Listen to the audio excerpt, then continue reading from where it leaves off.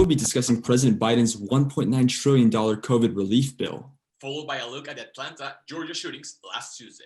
And finally, we're committed to bringing you the news, views, and info to go on this episode of the Report Roundtable Discussion. I'm Bree Eastlick. I'm Tristan Naglunog. I'm Jorge Flores. And I'm Amanda Mendoza. As you can see, we are continuing to practice social distancing and are going to conduct our episodes via Zoom for the foreseeable future. Although we cannot be together in person, we invite you all to continue to be part of the discussion. Follow us on Twitter at The Report CSUF or on our Titan TV Instagram at Titan TV CSUF to keep in touch with us and view our new content. Starting off our first story, Americans will soon receive their third round of payments from the government as deposits continue to make three-way into bank accounts over the weekend. These stimulus checks come after President Joe Biden signed that $1.9 trillion COVID relief bill, allowing a stimulus check worth up to $1,400 per eligible person.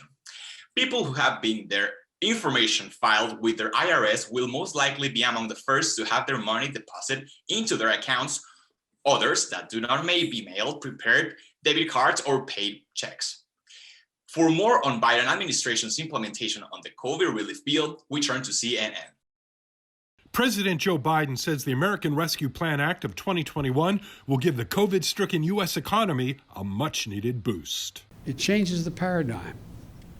For the first time in a long time, this bill puts working people in this nation first. It's not hyperbole, it's a fact. Direct deposits are going out first, with $1,400 for eligible people who make less than $75,000, heads of households who earn less than $112,500, and married couples who bring in less than $150,000. And you have kids under the age of 6, you will get an additional $3,600 over the next year. And if you have kids aged 6 to 17, you will get an additional $3,000 per child over the next year. And of course, for unemployment, that $300 per week extra will continue until September 6th. The IRS will base the amount sent out on either 2019 or 2020 tax returns. You really need to sharpen your pencil up here this weekend if you haven't done your taxes and ask yourself, did I make more income in 2019 or 2020? Did my marital status change? Critics of the plan say the $1.9 trillion package is too costly. We're doing damage to the future of this country by spending dramatically more money than we obviously need. I'm John Lawrence reporting. Guys, let's start with the IRS because according to the institution, it estimates that 85% of Americans will be eligible for stimulus checks. Now, in my opinion, I really like this idea because I think it's going to really help our society. Also, that most of us, we're going to receive it.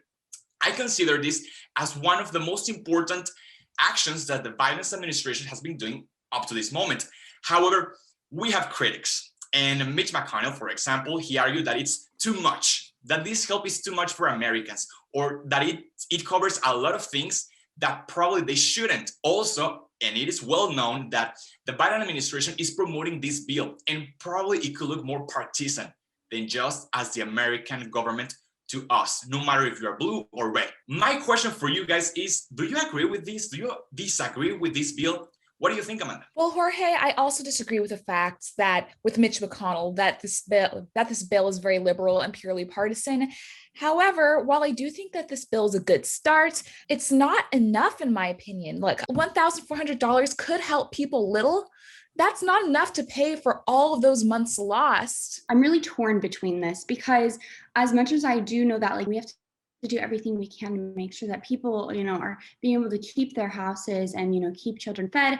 I saw that, children and adult independents, they're also getting $1,400. So if you and your spouse are eligible, then your kids will also get it. So let's say you have 2 kids, you get $5,600.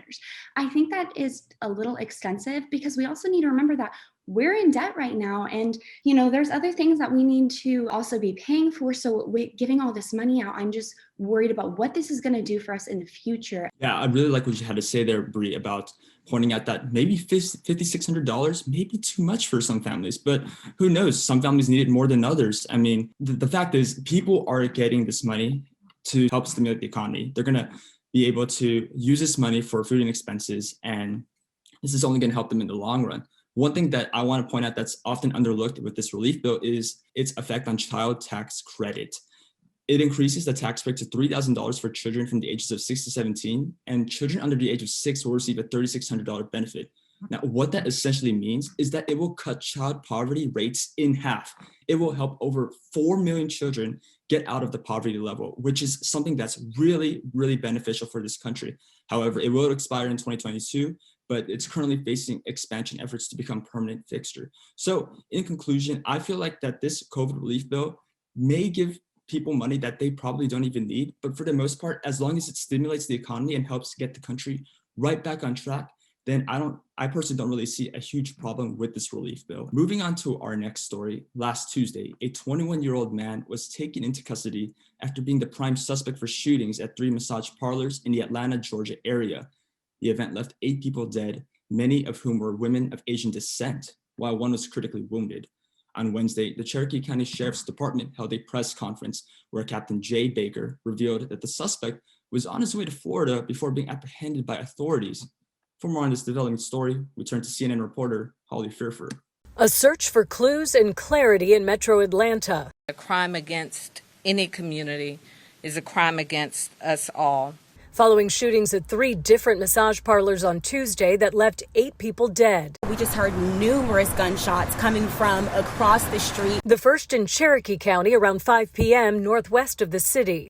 Our deputies responded and found multiple gunshot victims. Then about an hour later, authorities 30 miles away in northeast Atlanta responded to a call of a possible robbery. At 5:47, our units responded to 1916 Piedmont Road on a robbery call. Upon arrival, they discovered 3 females shot inside this location. One suspect, 21-year-old Robert Aaron Long, was taken into custody in connection with the shootings. The suspect was on his way to Florida, I believe, and perhaps to carry out additional shootings. Investigators say they will continue to piece together exactly what happened and why. He apparently has an issue, what he considers a sex addiction, and sees these locations as something that allows him to go to these places, and it's a temptation for him that he wanted to eliminate. He was pretty much fed up and kind of at the end of his rope, and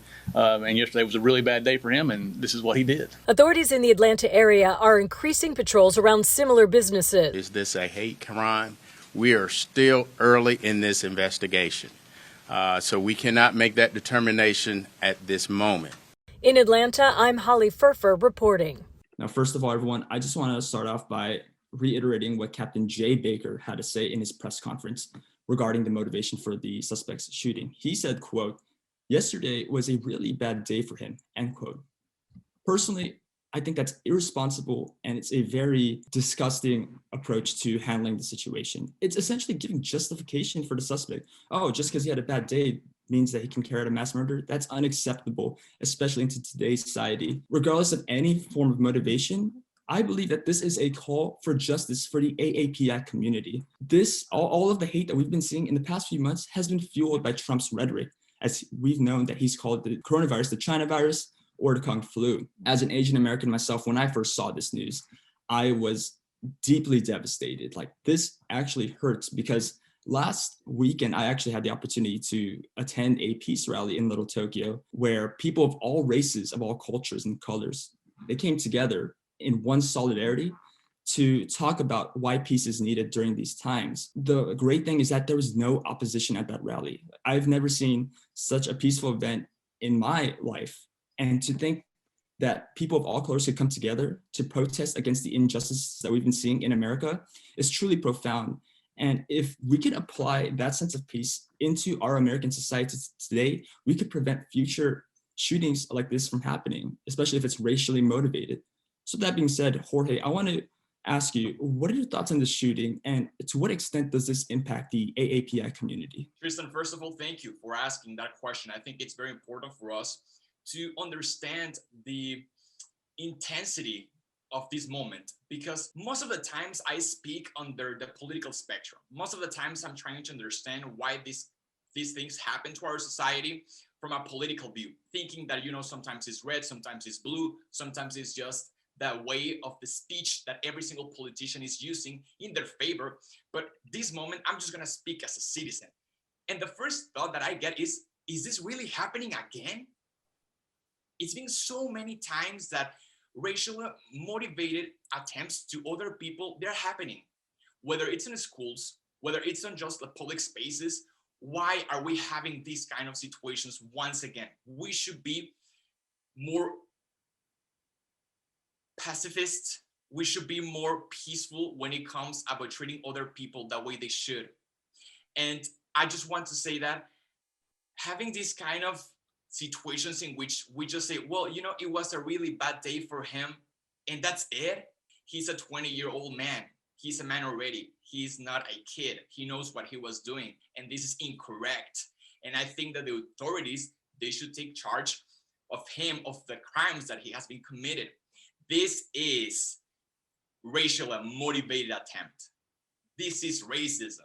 What happened was absolutely horrifying. And Jay Baker saying that they can't determine whether or not this was racially motivated is absolutely sickening to me. And the fact that 8 were killed, 6 of them being Asian women, according to USA Today, demonstrates that this was racially motivated, regardless of what he said. And what also makes me angry is Baker also made a post last year in March promoting an anti-Asian shirt, which described the virus as, quote, imported from China, end quote, which mimicked former President Trump's rhetoric, which is absolutely disgusting. To me, it seemed like he was trying to downplay the entire situation, which in fact was racist and cruel. And my heart goes out to all the victims and their families. Really well said, everyone. I want to look at what the Atlanta mayor, Keisha Lance Bottoms, said about the killings. She stated that it is hard to believe his statement because of how many victims were Asian, especially with all of the hate crimes happening against the Asian community. And I really have to agree with her and agree with what you guys said. I just don't believe it to be a coincidence. She also stated that in Georgia, you can be charged for a hate crime and it covers many different areas. So, and she thinks that he should face the stiffest punishment possible, and I agree. And even though it is up to prosecution, she says that it should be covered as a hate crime, and that's what she believes. I really hope that they are stiff with his prosecution, and I'm very curious to see how long it takes to prosecute him and what the outcome will be. Now, how about we move into some more local news? Orange County is one of the 13 counties that moved from the purple tier to the red tier on March 14th. This means places like restaurants, schools, movie theaters, and gyms are allowed to reopen with new guidelines, such as 10 to 25% capacity and 8 feet distancing. The change comes after the state considered the 2 million doses of the COVID-19 vaccine that has been administered to California residents in some of the most virus-affected communities. So far, there are 4 tiers that mark from most strict to least strict: purple, red, orange, and yellow. The state will continue to use the blueprint for a safer economy and health equity metric to determine the change in colored tiers across the state. The next tier change is expected to take place once 4 million vaccines have been administered. Now, like we've talked about in the past, I think that we're getting so much closer and we're really seeing the light at the end of the tunnel, which is very exciting. And please, if you are eligible to get the vaccine, do it. Please, please, please do it. And with Orange County moving to red, Disneyland is also going to be opening, which is super exciting. And they finally have an opening date, which is April 30th. So the doors will be reopened for California residents only, and they will be at 15%. And also Knott's Berry Farm has also stated that they'll open sometime in May. So it looks like Orange County also might be getting closer to the orange tier as of already. And that is just super exciting to hear, because that just means cases are going down and more people are getting the vaccine. The Orange County Register even stated, quote, "If promising trends hold, Orange County is poised to spend only a few weeks in the red tier before advancing to an even more relaxed orange tier, which would bring back another wave of shuttered businesses, including bar bowling alleys, with the pandemic modifications in place," unquote. So we're really gonna have to wait and see what happens. But what do you guys think? Do you think people will feel safe with more places opening? Will this encourage people to get the vaccine? What do you think, Tristan? Yeah, Bree, to answer your question, I personally think that the general public will see this as a blessing. They will be thankful that businesses are opening once again. We're seeing businesses that we haven't seen in a long time. We're looking into some form of normalcy that's going to be heading our way. Personally, we must not take it for granted, however. The only way is to go forwards, not backwards.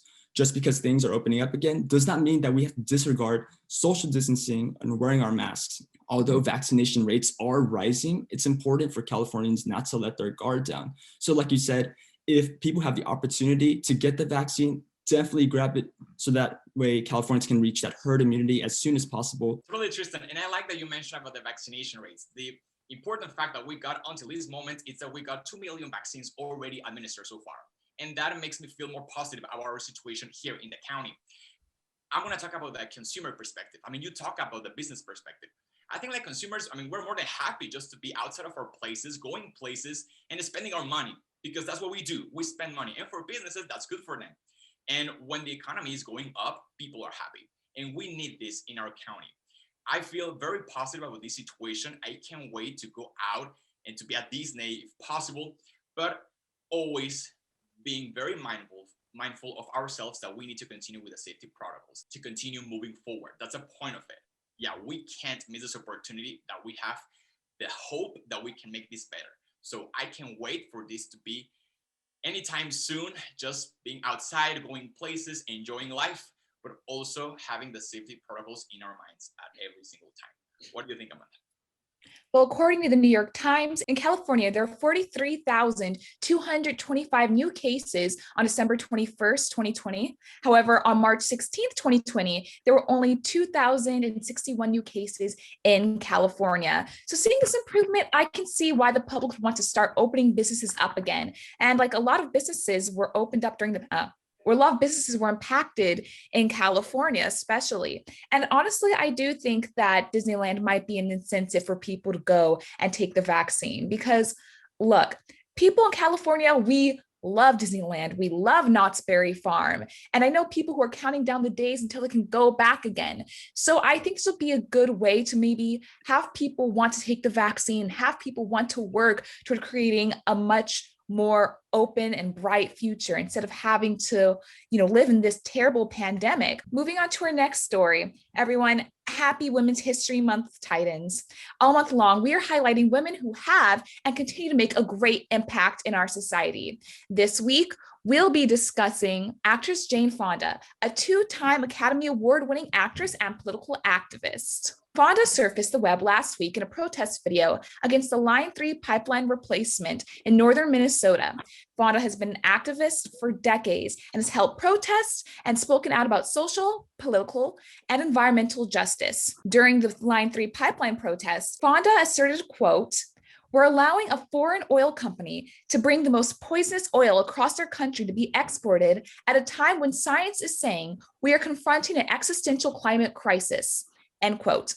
Fonda urges the Biden administration to stop this now before it's too late, not only to protect the environment, but also human rights. So for everyone, Jane Fonda is an activist and an actress who fights nonviolently for matters such as, like I mentioned, the Line 3 pipeline. And Fonda has also been arrested several times when protesting nonviolently. So I just think it's amazing how she continuously fights for people, how she continuously fights for the environment. And honestly, I admire her so much for being outspoken about these issues and still protesting nonviolently. Yeah, Amanda, I think it's great to give credit to Jane Fonda. And I believe that for her to raise her voice and to join the fight with climate activists on this situation is certainly respectable. For those who may not know what is going on in Minnesota, the Enbridge Energy Line, it's a pipeline over 1,000 miles long that's going to infiltrate over 330 miles of Minnesota's cleanest waters. The crude oil that's being transported will potentially contaminate the land with fuel emissions, and it will pollute the water. Not only that, it will infiltrate the Native Americans' land. It will threaten their wild rice crops, which is the center of their culture. So for Jane Fonda to go out there to Minnesota and join the fight for this environmental crisis is certainly profound. And with the power of social media, this would also help spread awareness. Yeah, Fonda has always played such fiery spirits within her characters, and it definitely carries over to her personality. And I think that's why she could play them so well. She's such a strong figure, not afraid to raise her voice, and she's always been such an inspiring activist.